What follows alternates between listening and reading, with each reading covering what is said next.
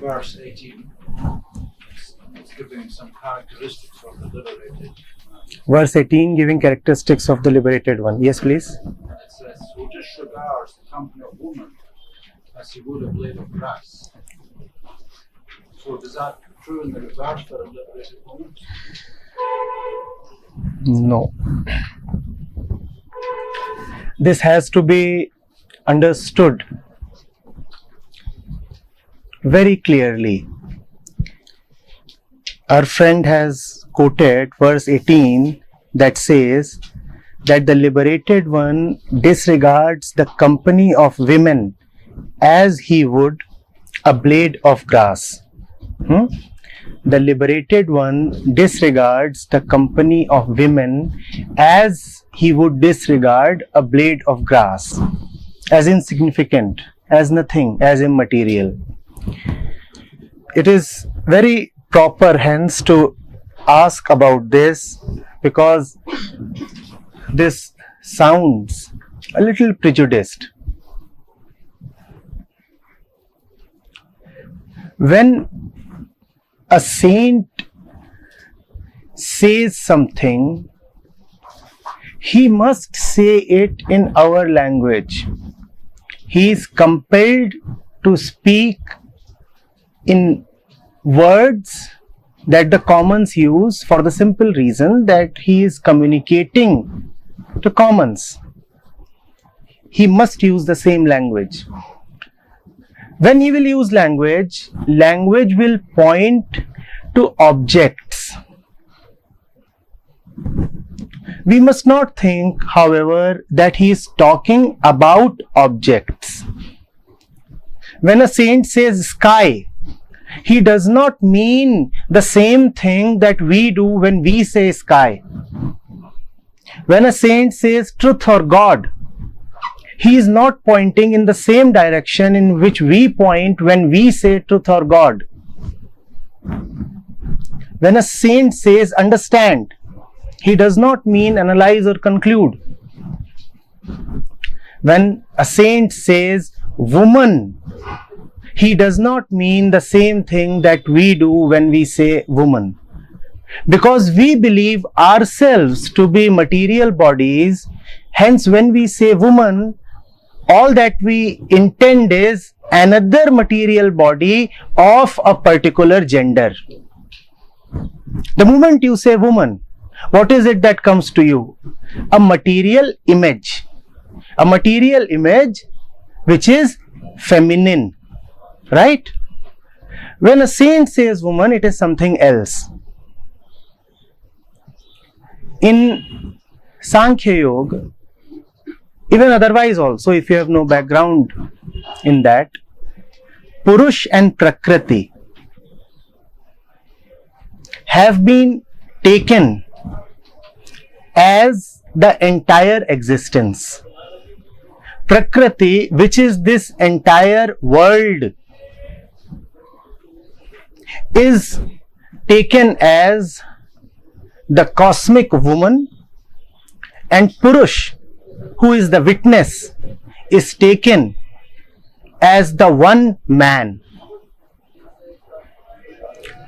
I'll repeat, this entire world is taken as Prakriti, feminine, and the one witness sitting in the center is taken as the man. That is why saints have often referred to themselves also in feminine terms. That is also the meaning of Krishna having 16,000, which represents an infinity. That is also the meaning of Krishna having 16,000 wives. Prakriti is diversity. Prakriti is all that we see. It is referred to as a woman. Do we see this? Now, if you are asking whether this quotation applies to a woman also, then you are referring to a woman in flesh and blood. We are all women. We are all women. So it applies to everybody. in spiritual terms, everybody sitting over here is a woman and the only man is God. So it applies to everybody. Now, there is another way of trying to approach it. All of us are Prakriti and all of us are potentially the Purush, the witness as well. All of us are what we understand ourselves in worldly and material terms, and all of us are the liberated one as well that the sage is referring to. So, in every material man lies both a man and a woman. So, your flesh, your body, mind, brain, thoughts, all of these refer to the woman in you. And the witnessing pure consciousness refers to the man in you. In that sense, you too are both feminine and masculine, and every woman is also feminine and masculine. Are you getting it? But why did then I say that the entire world is just feminine? Why did I not say that the entire world is both feminine and masculine? The reason must be clear. Because the one that you are identified with is a woman. What are you identified with? You are identified with flesh, blood, thoughts, emotions, relationships. That is what we think ourselves to be. That is our feminine part. And when one goes beyond this, then what one remains is the Purush. Yes, so it is not quite appropriate to say that we are both feminine and masculine. We are practically only feminine. Masculinity is something that remains obfuscated, that remains merely a potential. Now, why is the sage Vasishtha saying that the liberated one is indifferent to women as he is indifferent to a blade of grass? Because in this complete separation of Purush and Prakriti lies pure love between these two.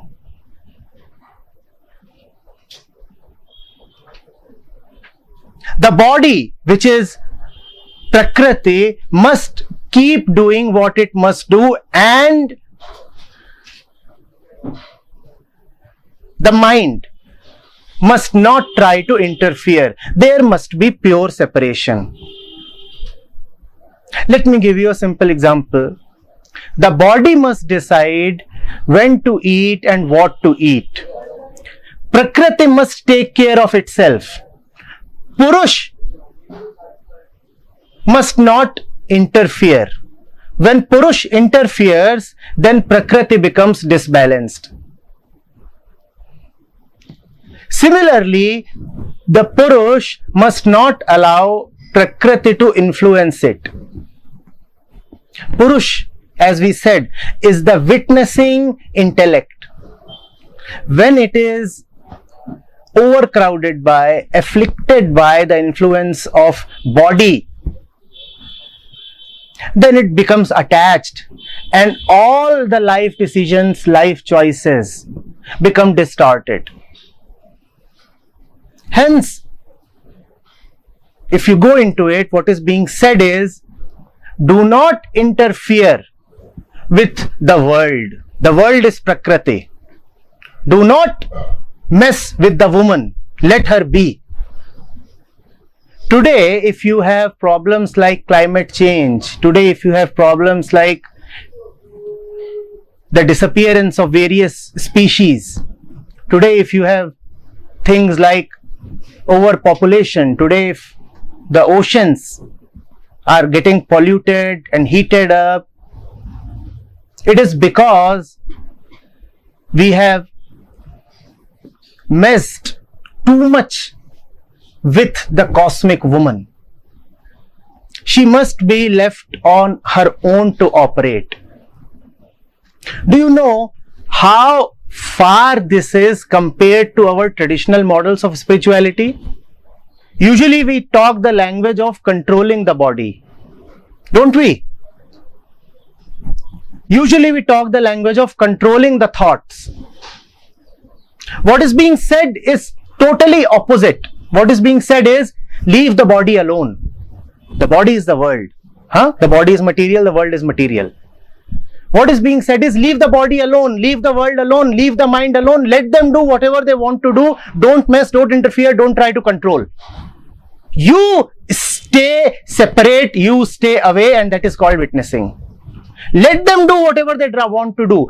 Don't let your sense of fairness or sense of right and wrong or sense of morality become the judge. You must let the world proceed in the manner in which it would. The body has its own intelligence. The river knows how to flow. The birds know when to wake up. The grass is beautifully green on its own. You don't have to interfere, just as you don't have to interfere when food gets digested in your guts. You don't have to interfere with your thoughts. Thoughts keep tormenting us precisely because we resist them, we interfere. The sage is saying something absolutely radical. He is saying, let it be. Let the drama continue. You have no obligation to control anything. Your only obligation is to stand pure. Your only obligation is to not to get sucked in. And the world keeps calling you. You keep feeling as if you are greatly needed. You keep feeling as if you are greatly responsible towards the world. And when you are greatly responsible, then you are also greatly eager for the credit, and that is ego. The sage is saying, you have no responsibility except one, towards yourself. Stay clean. You know what is the solution to all these problems that the world is facing? The solution is not a man-made revolution. The solution is not some institutional activity. The solution is not some planned action by mankind. The solution is that mankind must step back. If we do not do what we have been doing, would climate change still be there? I'm asking you. To stop climate change, do we have to do something more, or do we have to just stop doing what we have been doing? Yes, please. Do we really have to do something more? Do we really have to arrange conferences and decide on this measure and that measure and benchmarks and concrete actions? We have a particular mind. This mind has brought us to this stage. Proceeding on the same mind, would we be able to get a solution to the problems? The mind and its action itself is the problem. By having more of mental action, how will the problem ever be solved? Please understand, spirituality is not some heavenly mumbo jumbo. The spiritual man is an intelligent man. He knows how to live. He is intelligent in the small actions of daily life. The spiritual man cannot be stupid. The spiritual man could not be just talking about the big things, heaven, God, truth, love, joy, ananda, and be slipping in his daily actions. No.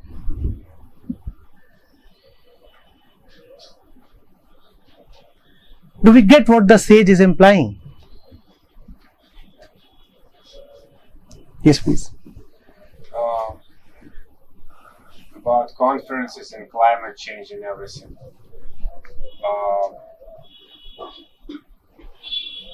If you look out the window, one can see garbage in India.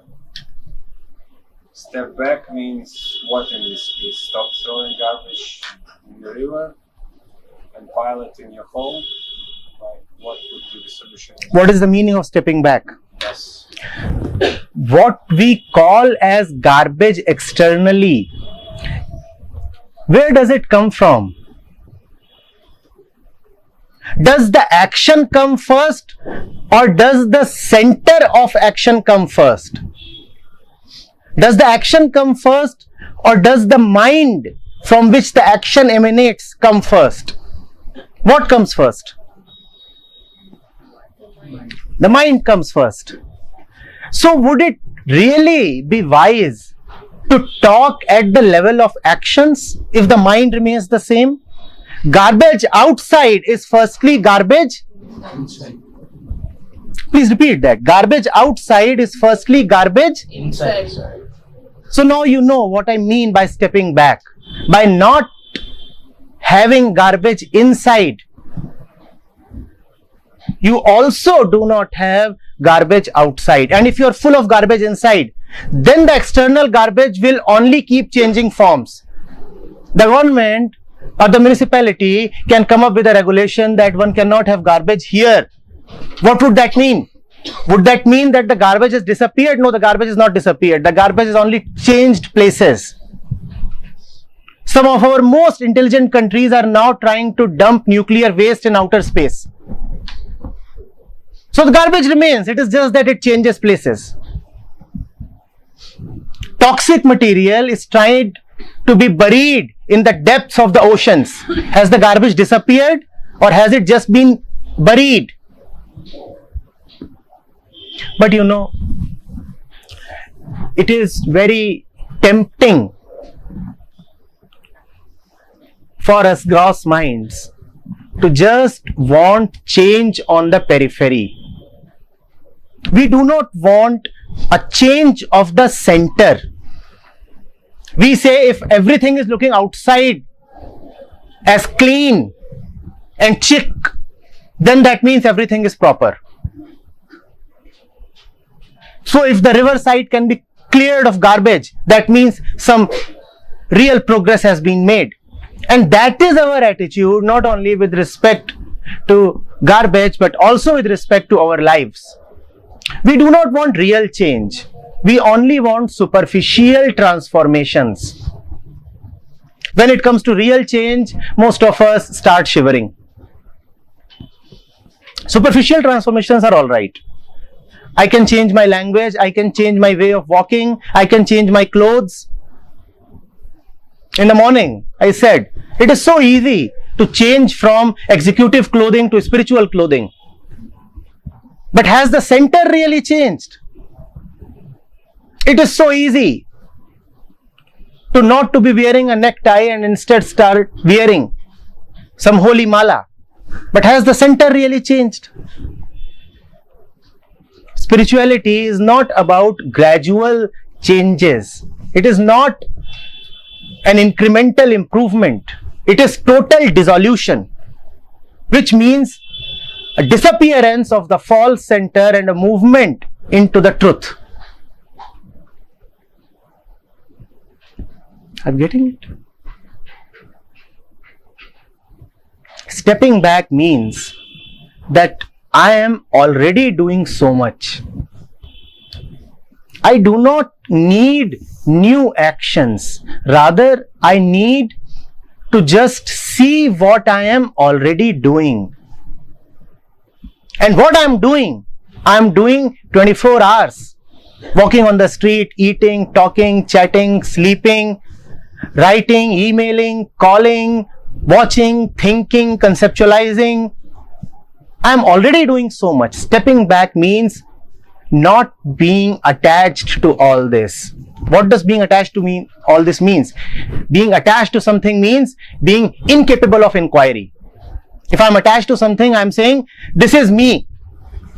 If I am attached to something, I am saying this is me. And when something is me, then who will inquire? If I am the one who would inquire, then I must be a step away from the thing that I want to inquire. If you want to inquire your life, then you could not be attached to your actions. Then you could not be defensive about them. Then you could not be feeling vulnerable when somebody challenges them. But see how vulnerable we feel and how quickly we close ourselves when it comes to daily life.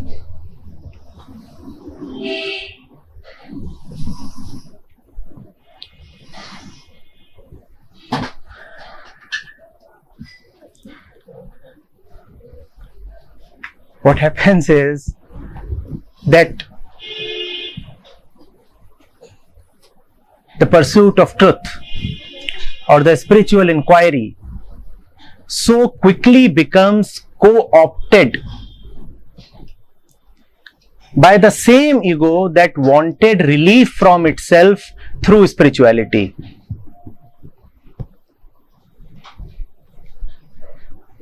Can you repeat it, please? The last sentence. Why does the ego move into spirituality? Because it wants relief from itself. Ego is a burning mass. It's a restlessness. It wants freedom from itself, primarily from itself. If we dislike something, primarily it is ourselves that we dislike. Don't we?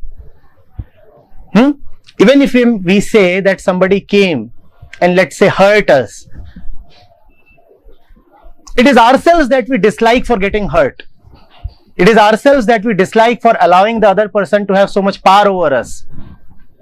Why could he hurt me? So, spirituality comes when the ego is not at peace with itself, which it can actually never be. So, we move into spirituality, but real spirituality demands a change in center, a change in the point from where you operate. Now that is a heavy price to pay. We say we want all the spiritual goodies while remaining ourselves. I'll remain myself and I want all the spiritual benefits that there can be. So we don't pay that price. What do we do instead? We co-opt the truth. We modify, distort the truth to suit our convenience and plug it in. And that does not help. That is some kind of self-deceit. Would that help? Would that help? Would it help if, let's say, our friend here has come with a set of solid frozen beliefs,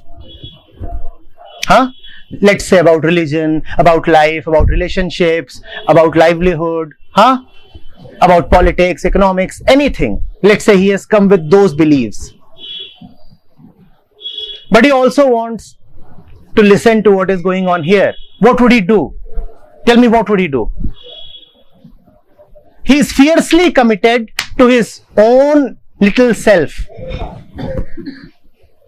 But because that self is like a thorn, so he also wants some spiritual ointment. What will he do with the ointment? What will he do with all that I am saying? He will interpret it in a way that suits his beliefs. My beliefs are sacrosanct because I am God.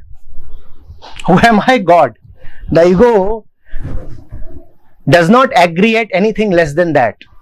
The proof of that is that ego uses God to serve its own ends.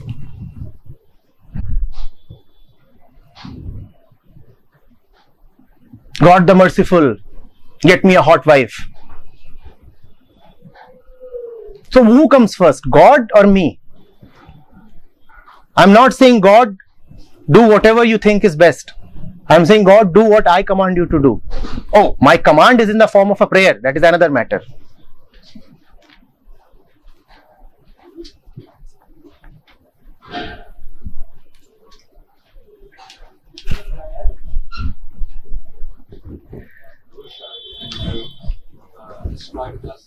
practicing intellect. Yes.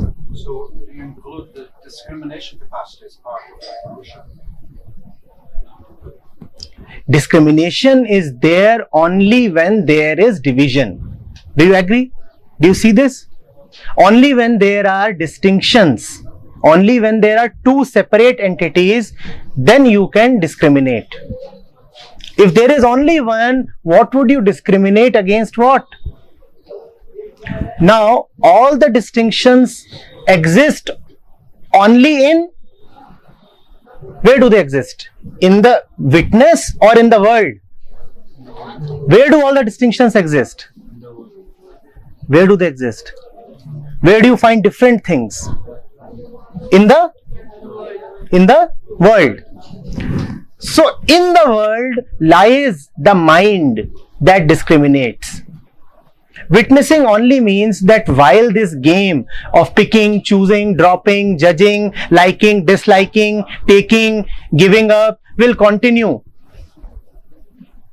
I will be relaxed.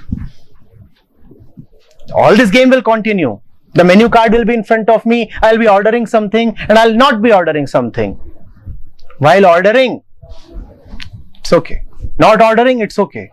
I'm not attached to what I'm ordering.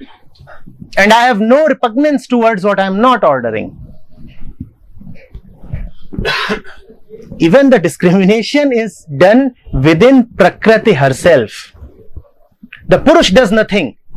He is totally inactive, so passive, just watching the entire dance of Prakriti. You keep dancing, I shall watch. That sounds cool, doesn't it? You keep dancing. It's your job to dance, and mine is to. And we shall not swap our tasks. We shall not make a potpourri of these two. You keep doing what you have to do, I'll keep doing what I have to do. Yet you say that Shiva and Shakti are not separate. Yes, not separate. Not separate precisely because Shiv is so still. What will happen if Shiv starts meddling in Shakti's department? Shakti likes to do this and that. She is the play of energy. Does Shiva do anything? What does Shiva do? Sit still. That is their love. That is their absolute trust in each other. She is not worried. What will happen to him? And he is not insecure that she may go out there and get misled or have an affair. Fine. You go, you do whatever you want to do in the world. The world is all yours. Here I am, sitting on my seat, Mount Kailash. I shall not budge an inch.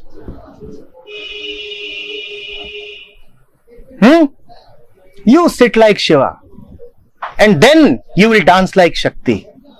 You have both. You are everything. Sit still like Shiva so that you can have all the energy of Shakti.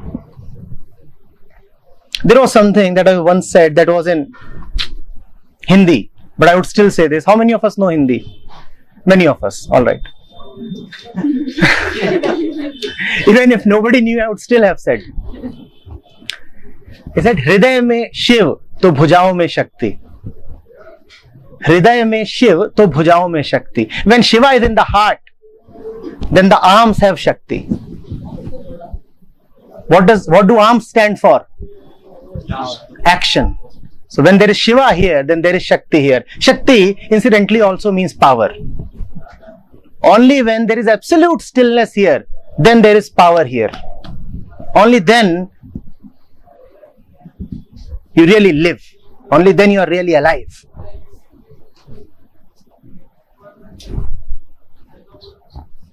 Sometimes there are times that you really recognize everywhere the divine behind everything that's happening. You understand what I mean? Please come again. Yeah, so I cannot combine that with the idea that they are separated. the world and the divine or Shiva or whatever you call it. Because sometimes I experience, not all the time, but sometimes that everything in everybody, I see the divine, and in everything that's happening, I can see some divine power that is working behind it. Who sees that? No, Shiva or Shakti? Well, something inside of me. Yes, recognizes it, yes, but, yes, yes. that's what The one who powers the recognition is Shiva.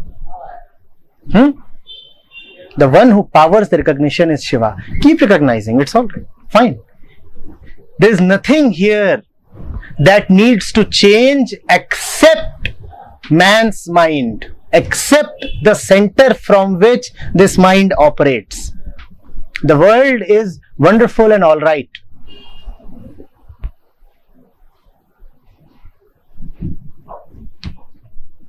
You're saying that physical man or a physical man, they're both Both. feminine, actually. Yes, They yes. have the potential, Masculinity. Yes, yes. but in the actual gender of man and woman, do you see a difference in orientation? Yes. That difference in orientation does not mean much. They are just two ends of duality. See, in the realm of Prakriti, there are just dualities, pairs of opposites. There is day and night, there is black and white, there is this and that. Similarly, within Prakriti, the woman, within Prakriti, the cosmic woman, there is also the man and the woman, the male and the female. This male and female, you can both call as female. So you are a female man and she is a female. Before you are a man, you are a female. Before she is a female, she belongs to the cosmic female. The differences that you see in material levels are just hormonal and chromosomal differences. They do not mean much. They are just like the difference between black and white. What does the difference between black and white mean? Nothing. Optical. Getting it?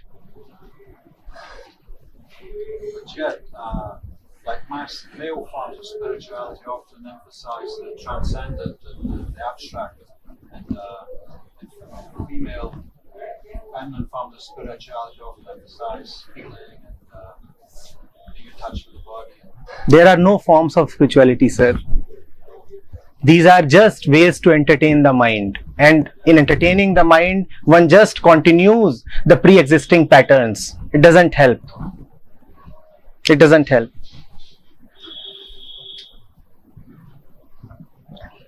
What we are saying is that based on gender, the ways will be different. Then why only based on gender? Then the ways must be different based on everything else, based on color of eyes, based on height, based on nationality, based on age, based on ethnicity, everything. And they indeed must be different. They indeed must be different, and hence there is no point talking of those differences. Even you are not the same that you would be the next moment. So your way the next moment has to be different from your way, has to be different from the way this moment. That way is called right action. Right action for everybody is different at every moment. That everybody could be a male, a female, whatever, a child, an old man, a diseased man, a healthy man. And we are all of that. Are we not the diseased man? Are we not the healthy man? Are we not the rational man? Are we not the emotional man? Are you not changing every moment? And if you are changing every moment, the way that you must have will change every moment. There is no point trying to talk of compartmentalized, definite, rigid ways. Am I saying the same thing to you as I would say to him? Are you saying the same thing to me as you would say to, let's say, the shopkeeper down there? Everything that you do every moment is the way.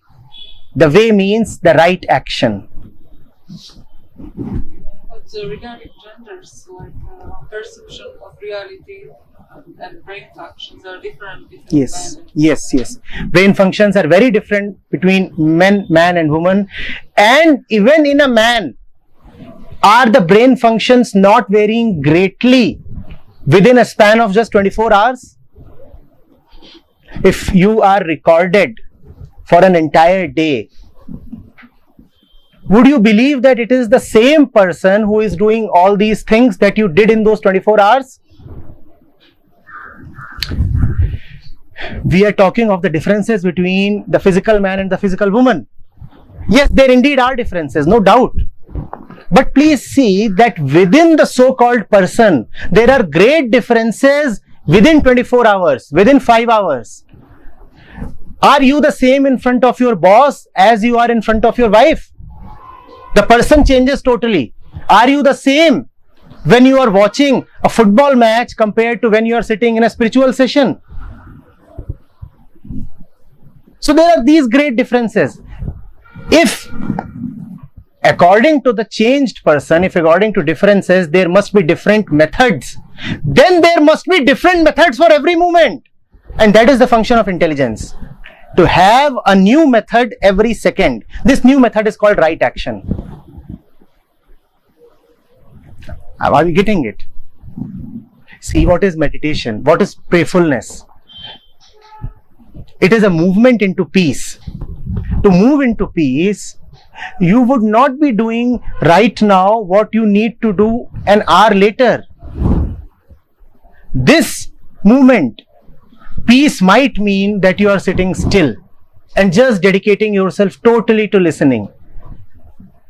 Next moment, peace might mean that you are wearing your sandals and walking away. So the right action, which is the method, which is the way, would keep varying. Then what is the point in talking of 5 or 10 fixed ways? We are talking of methods of praying or methods of meditation or spiritual ways, which is all the same.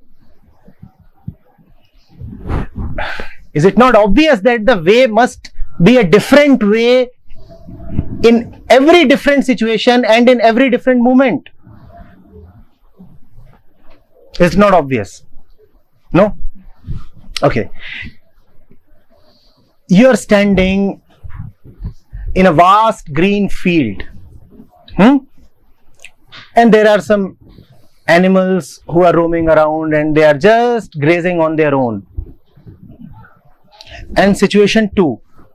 You're standing in front of a burning house. Is the right action same in both the cases? And we are saying the right action is the right way. It is the method of meditation. It is prayerfulness. Is the right action same in both the cases? Prayerfulness. Yes. Oh, you probably won't find this word in the dictionary. But because the dictionary talks more of prayer than prayerfulness or prayerfulness. Huh? So I'm asking, would the right action be the same in these two cases? Why would it not be the same? Because the world is not the same, you are not the same. So if someone says, here are 10 commandments or here are 100 methods of meditation, would that list, would that manual be of any use? Would life operate according to those 100 situations? Would life operate according to those 10 commandments? Life is so dynamic, situations are changing. And they are not predictable. They will not conform to any model or framework. Or would they? They won't. So what about sadhanas that people do like every day? People do so many things. Yes. Whatever one does has the same quality that his other actions have.